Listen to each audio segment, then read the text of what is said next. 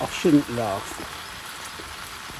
I really shouldn't laugh, but my neighbour's got all of these. It's only at the end of my garden. There's a field, and he has a few vegetable patches in there, and he's got all these windmills, and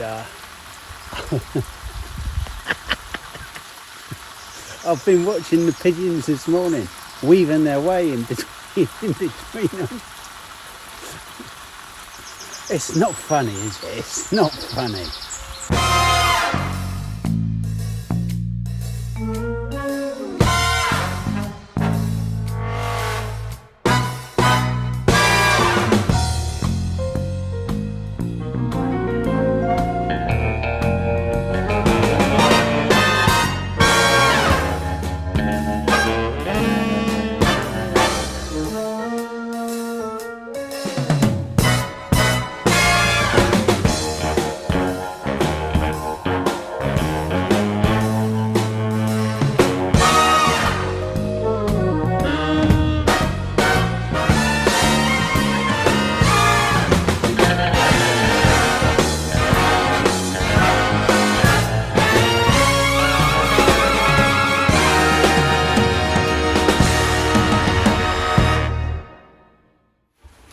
Good afternoon.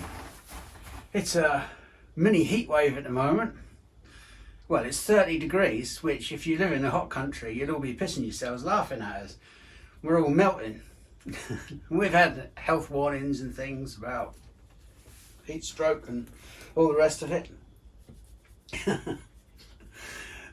It's the British way. Yeah, we're obsessed with weather. It's either too hot, too cold, too wet, too dry. It's like the people.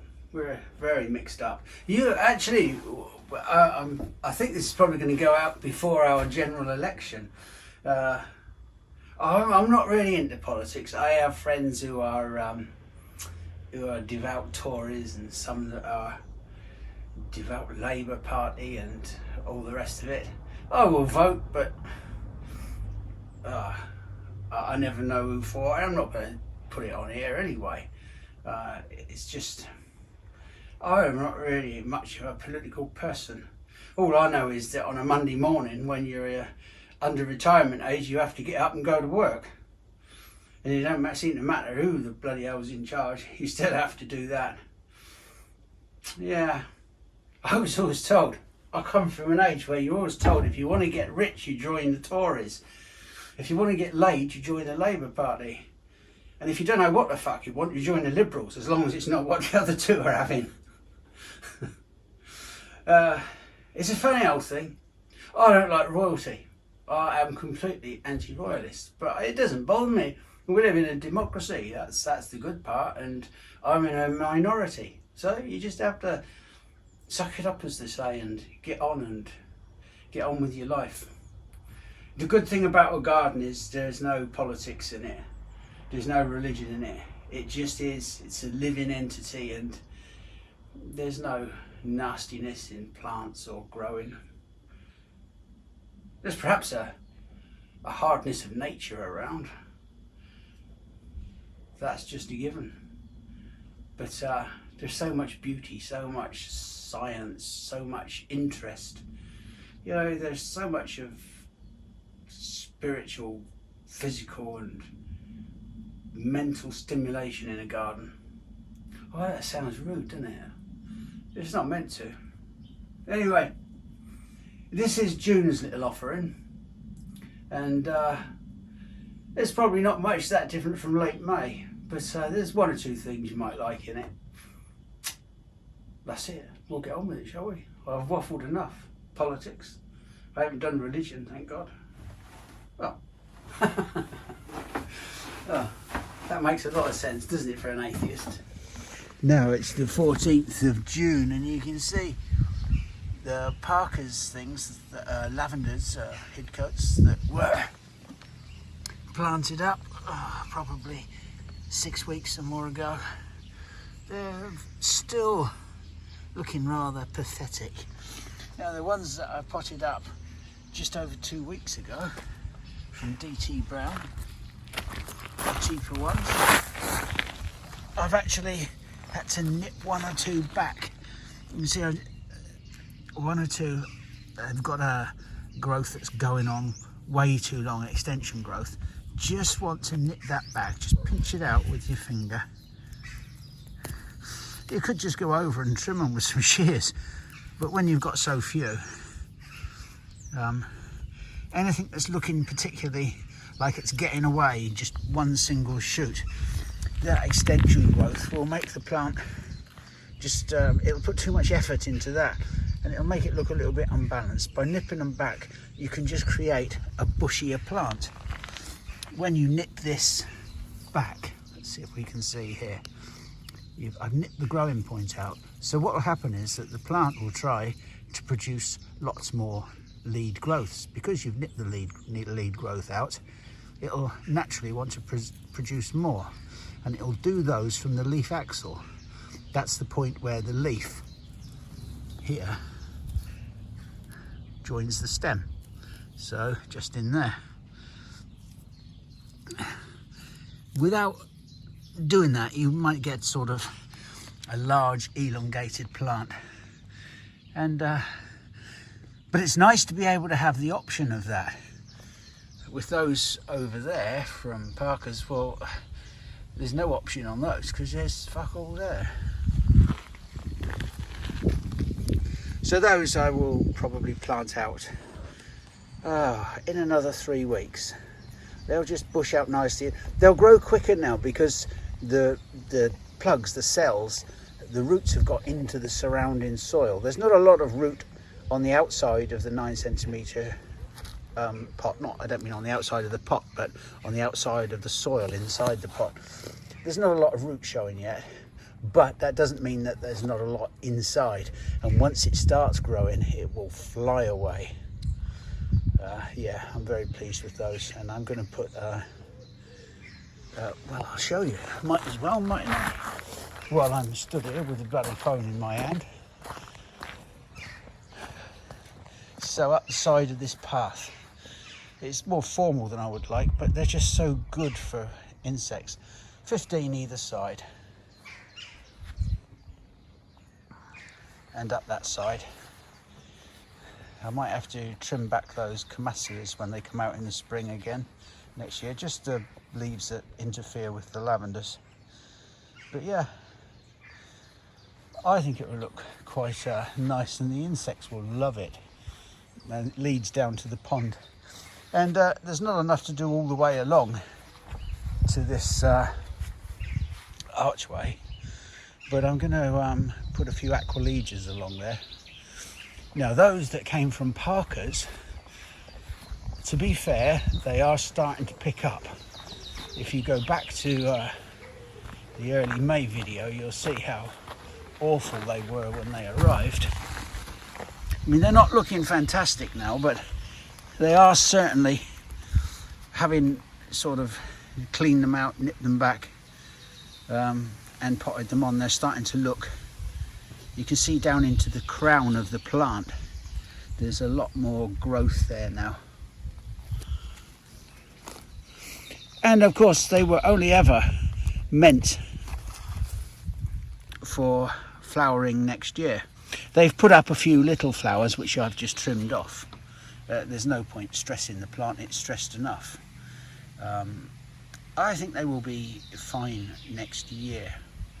And of course we'll put them somewhere where we can keep an eye on them so that we don't mix them up with the ones already here, and we can see what they're like. But my point is, again, with Parker's, if you were new to gardening, or you just really were a very, very part-time gardener, you might have been really disheartened with that, and that would have put you off. And then you'd be going to garden centres to buy finished plants in flower for such a lot more money, and you might not be able to afford it.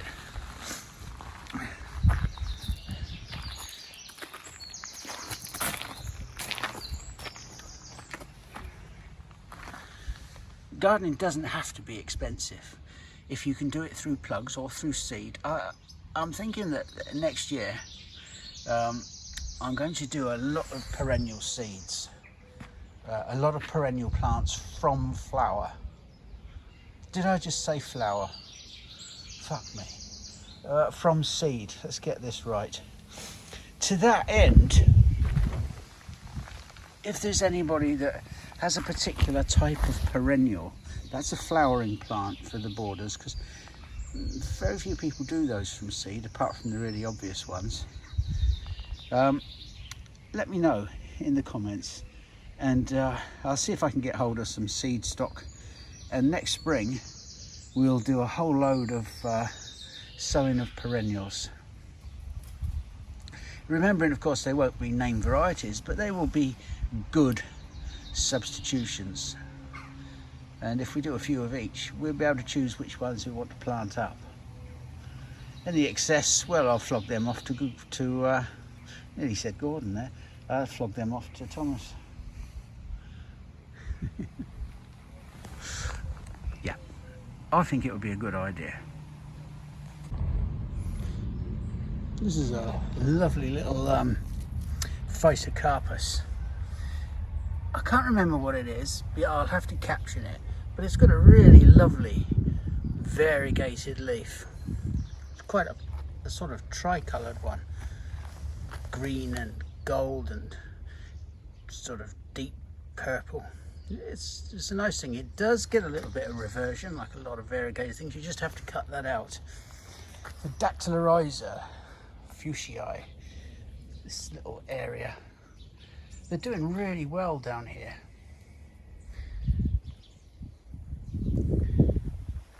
I really like these plants. That is a very unusual fern. I think it's a Dryopteris of some sort, but I can't remember. Now, there's a little, it's really dry here, and I put this a couple of years back or more. I put this Eryngium. It hasn't spread much or formed a big clump, but it's really tall. It's about 3 to 4 feet tall now. It's one called Jade Frost, I believe.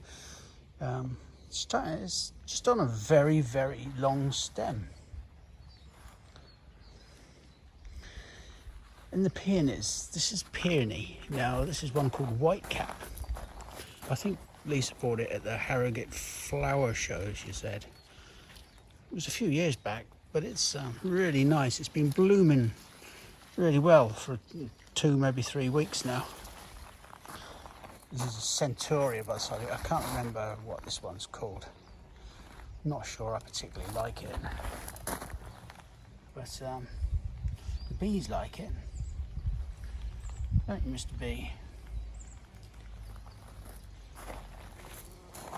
There's another one here that I don't know whether it was me or Thomas that pinched some seed from somewhere. Some well-renowned garden. Lying on the ground, of course. There you are. Isn't that lovely? It's a, I would say that's like a semi-double flower. It's not a single, but it's obviously going to have seed on it, otherwise we wouldn't have got it. It's funny, whenever you're filming something, either dogs start barking or bloody wind gets up. You never get it right this year. Here's a little Martigan lily. It's just a little oddity. I think I'll have just shoved it in somewhere. Beautiful little thing. There's a little clump of them. I must have put a little clump in there. I can't remember. The Black Tower, Sambucus, is looking very towerish. It's got some flowers coming on it.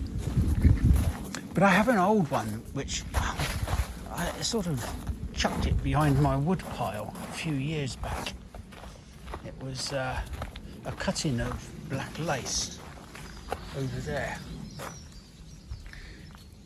This is the wood pile. This is for turning. It's not like a firewood thing. There's all sorts of like apple and elm, and the laburnum tree we chopped down is under there, sliced up into logs and treated at the ends to stop it splitting.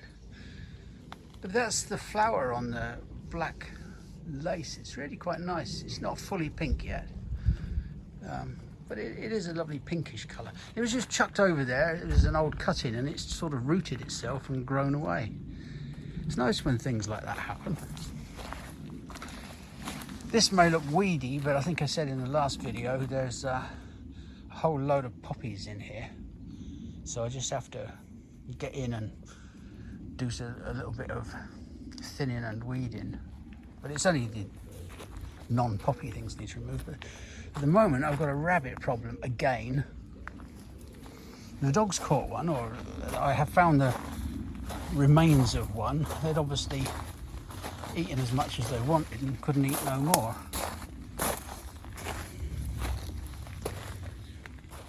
Jack Russells.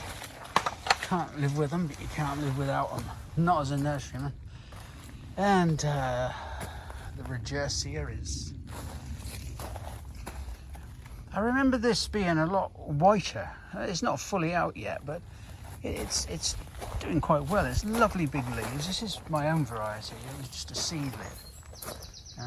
But it's looking really quite dramatic. Again, it's about 3 foot tall. This plant never ceases to amaze me. I've never really liked the dicentras. Again, they're not called dicentras anymore. They've got some other name. I can't remember what they're called now. And frankly, I'm past caring. But they're doing. It's just been a lovely splash of gold, which you can see from the kitchen when you sort of look down the path. I'm amazed at it. I've always thought of them as weak growers, but that one hasn't been. And it's just been flowering all year. I don't know if you remember, it used to be called, I don't know if I can do this. I'll just sit my arse down. No, on a step here. No, it used to be called Dutchman's breeches. You can see Dutchman's breeches, sort of pantaloon things. But it's also known as Lady in the Bath. And it's known as Lady in the Bath because, so I've got this stuck between my legs. There she comes. You pull the outer petals apart and up she pops, Lady in the Bath.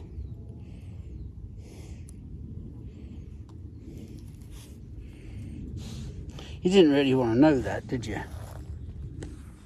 I get to walk up this footpath. We do this, they've done it all their lives, and it is their very favourite field, especially around this time.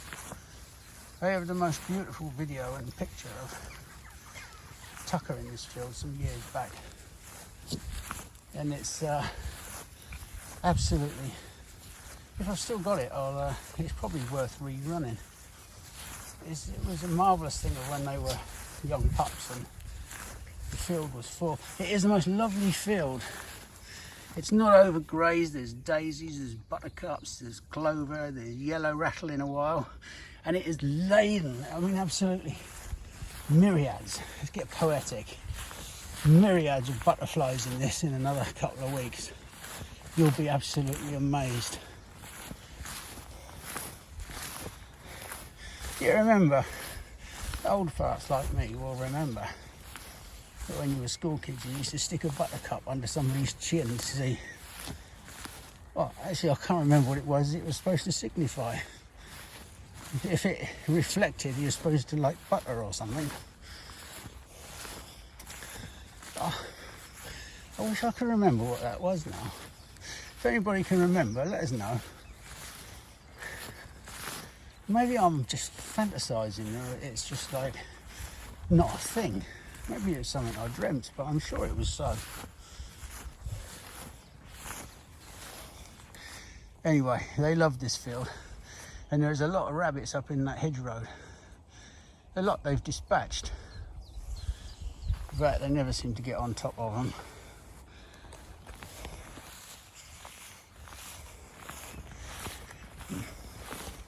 It's also fine views of the country. So look at that field next door. It's just starting to look really nice. I feel so fortunate sometimes to live in such a place. I suppose we all have beauty around us if we look for it, but I could never live in a city because I don't think I'm cultured enough. I think city people appreciate different things. I don't even like to visit. Whenever I've been to London, I come away feeling grimy and like grubby. Maybe it's got better since I haven't been down since they've had all them charges. What are they? Transport charges or car charges or petrol? I don't know what they call them. There's something called ULEZ now, or I'm not sure what that is either, but perhaps it's got cleaner. I don't know. Certainly the waterways of this country haven't got any cleaner. God, they're full of crap.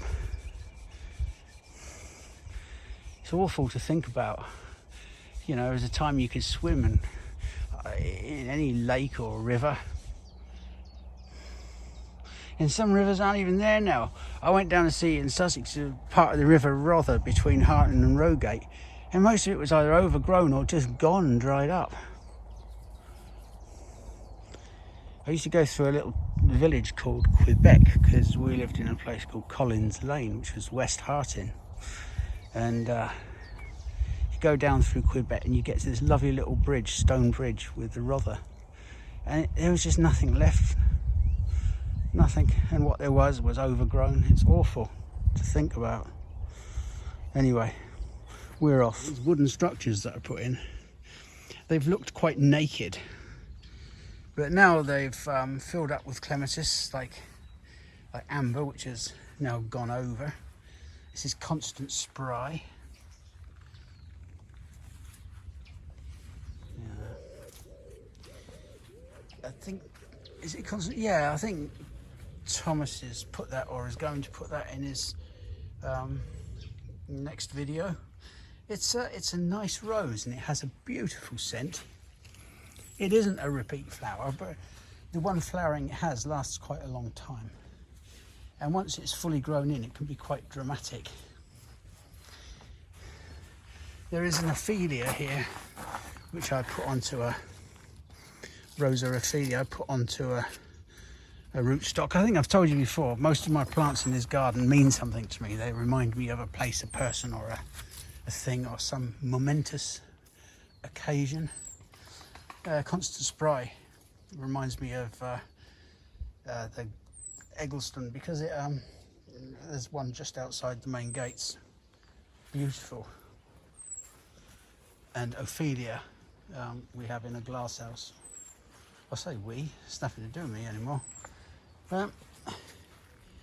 This is Warm Welcome. It's a short climber. This is the leaf of it. It's quite a purpley coloured leaf and stem. I think it's a bit pissy, to be honest. Up here, the clematis is Golden Tiara. Not fully in flower yet, but let's get a bloom off of it. There you are. Golden Tiara. It's one of the Tangutica types, or Tangutica, however you want to say it. Clematis, Clematis, Tangutica. It's all up to you how you say these words. I can't remember what this one is. I will caption it, but it's very, very pleasant.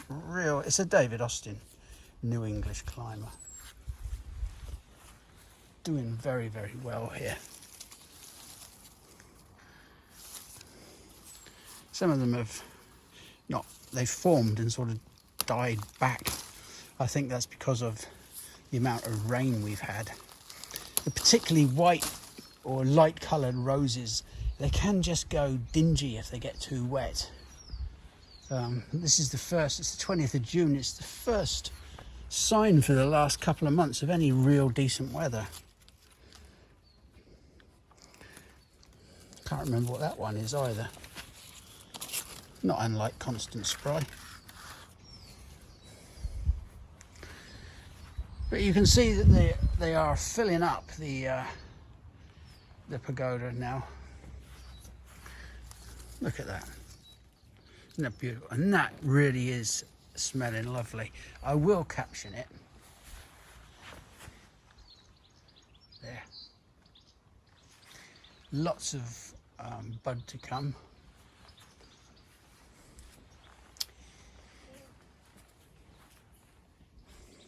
What are you rolling in? Oh, that'll be a bird turd. What is it with you and bird turds? Why have you got a roll in them? Yeah. That there is the Acer red pygmy. Lovely, lovely big fern there. It's about 4 foot tall. Look at that. Dark stems down the midrib. I don't know what that is, but I think it's another one that Lisa picked up from Harrogate Flower Show. This is the Exocorda. It was in flower earlier, and you can see it's called Niagara, and you can see it does actually have a really pendulous habit. I'm surprised.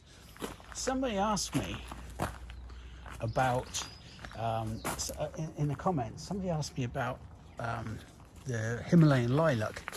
This is a lilac, and it's called Syringa Imodii Oreo Variegata. I won't be able to fit all of that onto a caption, so I'll have to put a few apostrophes in, I think. But it's very nice. Now the question was, how far can you prune it back? Well, if I let this bugger go, it'd be twice this size now. So probably every 2 or 3 years, I cut it right back to about 2 or 3 feet. In there, you can see there. I think I probably won't do it this winter. I'll probably let it have another summer and then hammer it back in the end of 2025 or in the winter, the dormant season. These are the old flower heads, but they are like, the flowers on it are really boring really, but it's the lovely leaf colour. As if you let it mature, the leaf would grow to about the size of a good sized kipper. You know, twice the size of these now. But yeah, it's lovely. It's an old graft. It was grafted with a method called it's a splice graft. I forgot the bloody why it's called. Oh, it doesn't matter. Apical wedge graft, or a wedge graft. It's just where you grow a seed and then you chop it off at about 2 inches, and you sharpen up either side the scion wood and just wedge it in. You make a little slit down the middle of the rootstock and then just wedge it in and tie it. Obviously you have to do that late winter when it's dormant. Yeah, they do well. Yeah. The problem is getting the rootstocks. It's not always easy. How I used to do it was to grow seedlings of Imodii. The seedlings don't come out variegated, but if you grow its own seedlings, it's highly compatible. If you grow it on Syringa vulgaris, yeah, it will take, but the success rate, you know, is compatible, but not massively.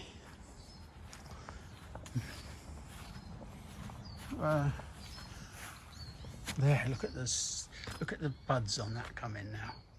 That's that. The bastard rose with the big spikes. Pterodactyl or whatever it is. Anyway, it's really looking right.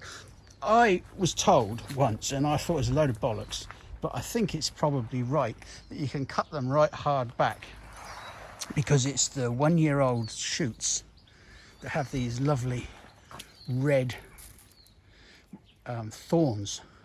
They really are bigger ookie buggers. Look at that. And that's what the flower range is like, I think. But you know, because of that, obviously I've just let it go, and I think next year I'll hammer it right back and see what happens. Sometimes I don't agree with things that are perfectly all right, you know, and probably right, but I always think, no, it doesn't feel right, and sometimes I'm wrong. But you know, gardening is an immense. Plants are just like, I've had a lifetime of plants, and I really haven't scratched the surface. There's just such a huge, it's such a huge discipline. That's just a seedling lupin, it's not a named variety. It's quite good, isn't it? It's quite a nice colour. I don't know what I'd call that. I can't call it pink and white. Plum and yellow. Who knows?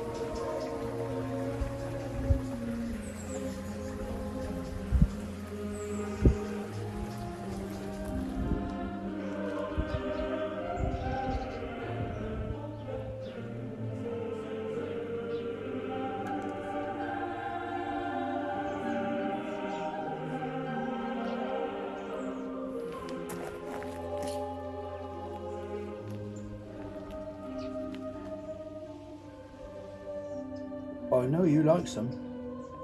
I like some too. And every day you stand there waiting for a bit of my bar, my not muesli, granola bar, and then you eat it. You fat bastards. What are you? Fat doggies. Yeah, you can look away in embarrassment. You're particularly fat, Pepper. Now, here's a plant that's been just gone over. I have two of them here, one in that pot, one in that pot. They have a story to them. This is something called Celmisia spectabilis. And this is a variety called Eggleston Silver. When I first came up here with Gordon and took on Eggleston, this plant was about the only thing they sold. It had thousands of them. We used to propagate about 10,000 a year.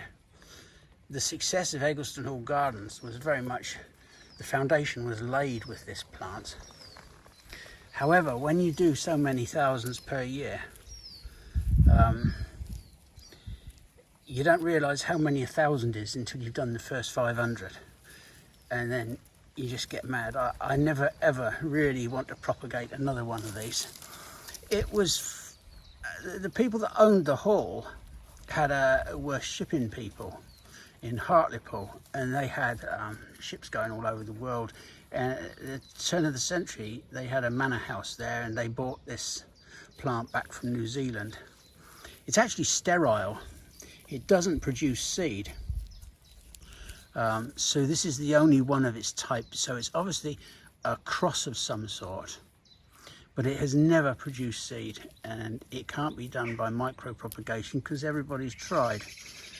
There are very few of them left because for some reason they started dying out, but they'd been grown on the same land for years and years, and we had rows and rows of them. These ones could be split, and you know, you could start again with them.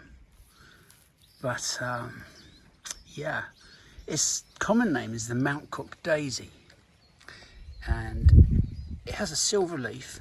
It likes sort of scree conditions. If you get it too wet, it rots off. Yeah, people went mad over this plant, and as I say, we sold thousands upon thousands upon thousands. People struggled to grow them. Other people just chucked them in and they grew really, really well. I'm showing it to you when the flowers have gone over because I kept meaning to film it, but I couldn't bring myself to. Such is my distaste for the plant. It's not the plant itself, it's just having propagated so many, many thousands of them.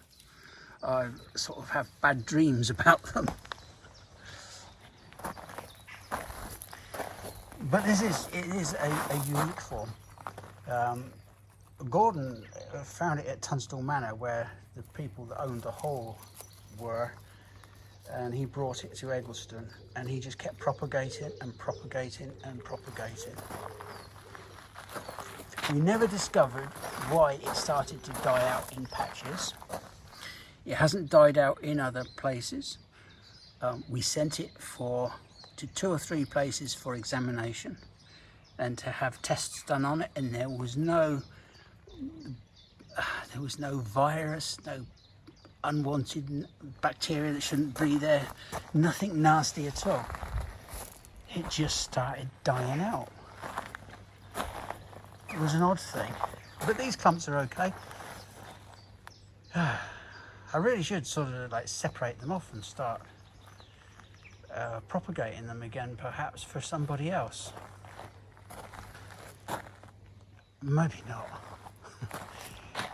Now, I think I might have shown you a clip, I'm not sure, somebody up the village was showing us some tomatoes.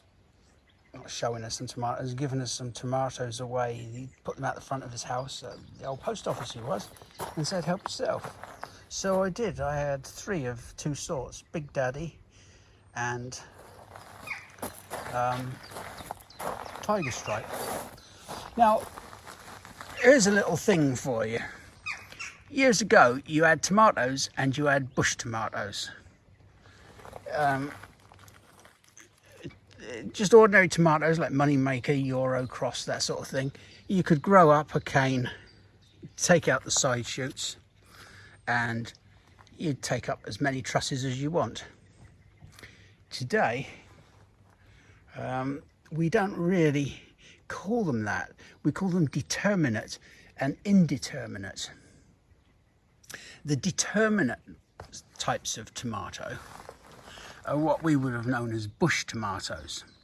Now, determinate means that its eventual size is determined. It's the easiest way of remembering it. A determinate tomato, it will grow between anywhere up to 3 to 4 feet. Then it will produce lots and lots of flower, lots and lots of tomatoes, but all together generally over 3 or 4 weeks, something like that. Indeterminate means it has an indeterminate height. If you keep removing these side shoots, like here, you can see this, just rub them out, and then it keeps growing. You can take it up. You can take it up as many trusses as you want. That's why it is indeterminate. But it was much easier when you had tomatoes or bush tomatoes. But now we do like these long words these days, so it sounds all technical, and sometimes bullshit baffles brains. It's not necessary, but it does sound good sometimes. So these are indeterminate. That means I can take them up as many trusses as I think the season will allow. You are restricted by how, especially if you're growing them outside, by when the light goes and the weather starts getting colder. So with these outdoors, I would probably get them up 3 trusses, then probably stop them, and they will ripen gradually, a little bit at a time. The determinate ones, some of the commercially people use them because for canning, because they all ripen in close proximity to each other. And with the determinate ones, you wouldn't remove the side shoots because they tend to flower on the end of their branches or shoots. So that's the difference between determinate and indeterminate. Determinate means that the height is predetermined. It's the best way of remembering it. Now, these are grown. These were for grow bags, but I've yet to find a grow bag that's fuck all use to man or beast. And they're serrated at the end, and you just twist them onto the grow bag, and it's supposed to be all right. But what I've done is used like a 15-litre pot, and then I've just twisted them into the top of the pot. No particular pot, be any size really, but I would start around at about 15 litres of compost, and that will enable you to get plenty of feed and plenty of root on them. I was brought up growing tomatoes in whale hide pots. These are bottomless pots, and you would sit them on some gravel like this, and then you would water them into the pot to start with, and then when they rooted into the gravel, you would water the gravel and feed them add feed into the pot every week or so, Tomerite or something like that, a liquid feed. I'm going to do the same here. I'm just going to water, as you're meant to in these areas, and feed into this top when the time comes. Yeah, these are just, I don't even know where I got them. I might have been given them. I'm sometimes given things by people in the hope that I'm going to promote them. Well, I don't work like that. I would if it was good, but you know, I never really thought it was such a great idea. It's just like more plastic for the sake of it. But I've given them a try this year this way, see how it goes. I've just been told off for walking around with my flies open. You know, I've got these genes, right? I'm not like my wife, for example. She'd take all day going into a shop saying, I'll try them on, try them, try them. I'll go into a shop, I want a pair of jeans, black, 30-inch, well, 30, 34, 36 maybe, 34-inch waist, short leg. That's it. That's all I need to know. Black, thank you. However, I've got these buggers back that I'm wearing now. They came from Next. I went into Next. Oh, jeans, 34, short leg, please. Thank you very much. They got buttons. I never checked the fly holes. So they've got buttons. Well, I am not going to stand around fiddle-assing on with buttons. You go into a public toilet and try and undo buttons, and then you try and do them back up, and no, it looks like you're playing with yourself. Oh, buttons on fly holes do my head in. But actually public toilets do my head in. It used to be, in the old days, they were like the home of sort of every pervert in the county. You see, so what is it about toilets? Why do women, if you're out with a group of people and there are some women, they'll go to the toilet together, like they go in pairs. I don't understand what that's about. Why do women go to the toilet when they're out in pairs? They don't all do it, but an awful lot do. When I was younger, they'd pick up their handbags, off they go to the toilet in pairs. A bloke, he don't want to do that. I don't want to go there with somebody else, the toilet. You try and keep away from them. You see, blokes' toilets, they have like a trough. And if one person's at the end of the trough, nobody's going to go up next to him. They'll go at the other end of the trough. There is an etiquette. Although you wouldn't think so, looking at the graffiti on some of the walls. Oh dear. So like a pair of breasts or a tadger and some testicles, like they plaster the walls in gents' toilets. Not so much these days. I think people have become a bit more refined, but when I was a young man, oh God, they're everywhere. The funniest one I ever saw was, there was like a little thing and it said, follow this arrow. And there was a line and it went to the right, and then when it's into the left, and there was another little arrow and you had to follow this line. And you're standing there trying to have a pee and following this line, and you get to the end and there's a little sign that says, you're pissing on your shoes. Yeah, I probably was.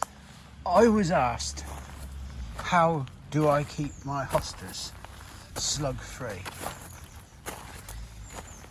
Well, the simple answer is, I don't do anything. I don't put anything on the ground, no coffee granules, no eggshells, no pine needles. Bugger all, actually. But I do have one advantage in this garden. It's full of plants, it's full of colour, it has lots of spaces and space of course, for animals, hedgehogs. We have a lot of hedgehogs, toads, frogs, helped by the pond. It has all of this, and it is a question of time. Once it was stripped out and stuff had been growing for 2 or 3 years, you build up an ecosystem, a balance. And if you accept some low scale damage, eventually things will sort themselves out. You're always going to get years when for some reason things are slaughtered by a particular by a particular pest. You just have to put up with that. But as soon as you start heading out for the poison cabinet, you start to interfere with the balance, the natural balance. You need the time and the space to do that. For example, you can see on this rose, it is covered, well, it's got quite a lot of green fly on it, aphid. Now, if you'd have seen these a couple of days ago, they would have been, you couldn't have seen any growth. You just couldn't have seen the growing point, because the fact is they were just laden. They were aphid upon aphid. Now where are they? Well, in the bellies of birds and insects, I would think. They have gone down by probably 50-60% already. And I just put up with that. If your plants are strong and healthy, I don't think the disease transmission using aphids as a vector is actually relevant. I really don't. If the plants are strong and healthy, all I can say is I do nothing. I can't take any credit. The only thing I have done is create an environment where a balance, an ecosystem can develop. How you do that in very small gardens in a town, I do not know. You may have to use barrier controls there. But for here and at Eggleston Hall Gardens, there really is no need for any sort of pesticide. I'd like to take credit for it, but I can't. I've just let nature do the job for me. Howling and gale today, but anyway, these are the shoots of the rose I showed you. You can see there's some leaf hopper spittle on there, but absolutely no aphid. It's about a week to 10 days after I filmed the other bit, and yeah, just nothing. Completely clear, naturally, on its own. Something of a little surprise. I've been trying to get rid of it for years, but there we are. Look at that. Tropiolum speciosum, sometimes known as the flame flower or the Scottish flame flower. It is an irritating little bastard. Look at that there. Look, there's some up there as well. I have tried over the years to sell this and grow it successfully in pots. And I hate to admit it, but it is something I have continually failed at doing. And yet in this garden, it grows everywhere. Look at it up through this larch. There is nothing more I could do. It's beyond my mental capacity. And yet, if you chuck an old pot under a conifer or something like that, or you just lose it or a piece of it in the garden, it will flourish if it likes it where it is. You can coddle it, you can do what you want with it, everything you think it's going to like, and it turns up its toes and dies. It is the most irritating, annoying flower. But when it's grown through something like a yew hedge or a conifer, it gives this wonderful splash of colour. Red's not particularly a favourite of mine, but there's just something about this. It's the nasturtium family, and there are one or two others. There's a yellow form, which is a different species. I've forgotten its name now. And then there's another thing called a cremocarpus. They just don't have the subtlety, to my mind, of this Tropiolum speciosum. It's just a lovely little happen chance thing. Look at this up through here. I keep pulling it out because I didn't really want it up through my stiffy, which is different from the one on Barry Parker's garden. It's been grown up tall. That's that. Amazingly, the white cap is still going. We're now on the 26th of June, and it is quite right when people say go around your garden and see what's in flower that you didn't notice yesterday. I never noticed these delphiniums yesterday. They seem to have gone berserk all of a sudden. And there, look at that. And the roses suddenly are covered in masses of bloom. Unfortunately, they're covered in masses of bloom the wrong size of the bloody lawn, but it doesn't matter. When you walk down this side, there's not as many. They're all pointing the other way, which is irritating. Anyway, no matter. This one is growing on me, this warm welcome. I think it's the splash of colour. I never used to like oranges and reds. There's nothing wrong with them. I just prefer like blues and cheerful yellows and pinks, and whites can be annoying because they tend to fade out in the sun. I think that's about it for this month. There's not much more I can show you really. Ligularias are coming out. We're going to be going into July now. That's a very nice plant. Sambucus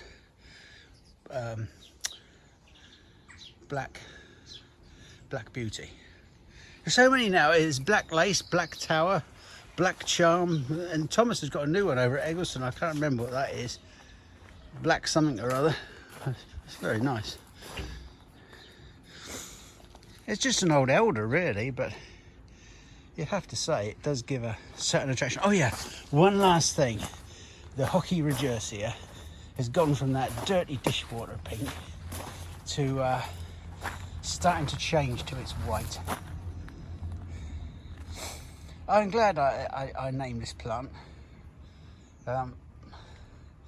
It's one little thing I'd like to be remembered by. It is a beautiful little regersea.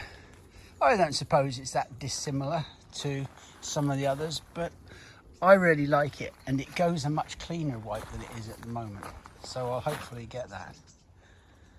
It's taken a year or two to settle in. There is loads, as you will have noticed, dactyliryza in this garden. Anyway, that wraps it up for June. I don't know what I'm off to do now. Sit in my shed, I think, and watch the fish for half hour with a cup of coffee and maybe one of those granola bars. Oi, what do you think? Yeah, you should walk around. There's a bloody rabbit in here. Look, it's scoffed off the fennel, and I'll tell you what it is. There's a Troleus there. Troleus, look, I said Troleus. Why did I say that? I sound right posh. And it's eating all them off again. I shot the first one.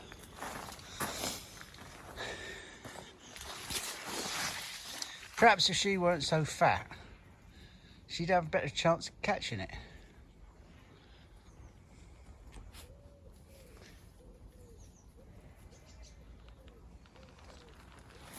Shed, coffee. Away we go. Bye bye, till next month. Right, let me show you what Thomas has Lisa doing. I've just come over for a couple of hours to help out. Thomas, with his OCD, has got sorting out all the old black pots, but every one has to be sorted out with various pattern of, fuck me, look at that, with a various pattern of holes, because we don't want, he doesn't want He doesn't. He doesn't want a pot with a different pattern. With I don't know where I got to. It's so every 2 litre pot that you can't use that one because it's got a different bottom. And that one's only got 4 large holes, whereas that one's got 8 smaller ones. Like when they're in the ground, they're like that. I mean, you know, that's not normal. It's not normal.